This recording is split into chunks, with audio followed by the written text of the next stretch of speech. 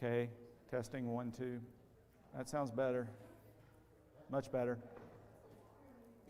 Maybe the slightest bit of feedback. Well, no, it's still there. A little further.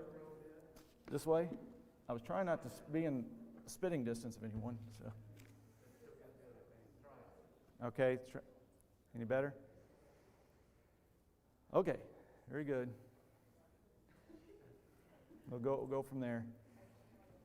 If you're coming in, we're glad. Oh, it's not up. Did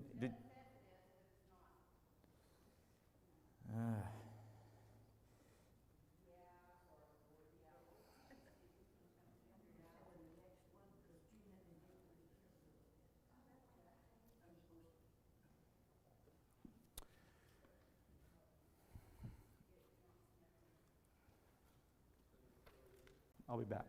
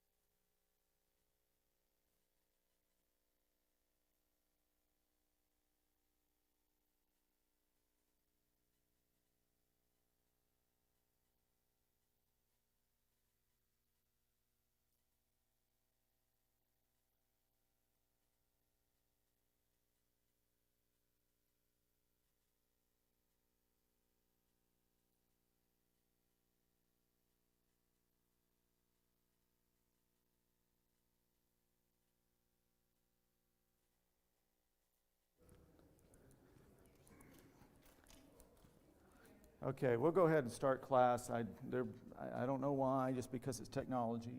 It's wasn't streaming, so some of our folks at home, at least as of right now, might not be able to see it. But it was the first time I'd ever. Y'all quit looking at me like that. Yeah, I know. But anyway, hopefully we'll get it up and running for folks trying to tune in at home. But and so forth came up against the powers of the gospel and power of Jesus. And we know that any time that something came up against an authentic display of the power of Jesus, that it was a rout. I mean, Jesus not going to be challenged. So it was never really an idea of fallen angels and demons being the same. But there are some, including some pretty prominent thinkers in the Restoration movement, not to mention Alexander Campbell, who thought that actually that demons are the spirits of the wicked dead. And so that's kind of an interesting theory. It's also what Joe Beam believes. And so I respect obviously Campbell, but also Joe Beam, but there was no real decisive answer on that from Jesus. He did not weigh in on that, and rabbinical thought during the first century was split on that. So maybe they didn't even have a real firm conclusion. And so the Bible maybe thinks we don't need to know, right? I mean, if God wanted us to know, He certainly could have told us. But there's some connection, I think, between certainly the idea of the fallen angels with Satan and demonic power. We just don't know exactly how all that works. But today I want to talk a little bit more about the strategies and activity of evil powers in the world. Of course, we'll look a little bit at that biblically, but I also want to talk about it, what it looks like today. And so that's what we're going to talk about.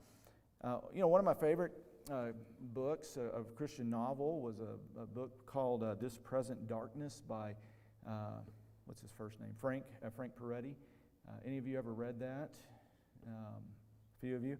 Yeah, it's an interesting book, isn't it? And it centers around a demon infestation of a small town, probably much like ours, except it was a college town. And they're there working for their boss, essentially to try to take over the world through this plot that they have. And their boss is called the Prince of Darkness, I would think to be a reference to Satan. I like the book a lot. In fact, I've read it twice, but there's not much subtlety to it.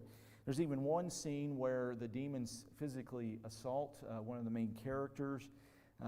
So again, this isn't a subtle attack. I haven't read it in a while, but I just remember the overall theme of outright conflict between the seen and unseen world. And it's, I think for Christians to read that and consider, and I'm not necessarily saying Peretti, it's a work of fiction. He's not saying this is exactly how it is. It's an idea of how it might be or could be. But it's still an interesting book. I think it's interesting to think about it in a very different way.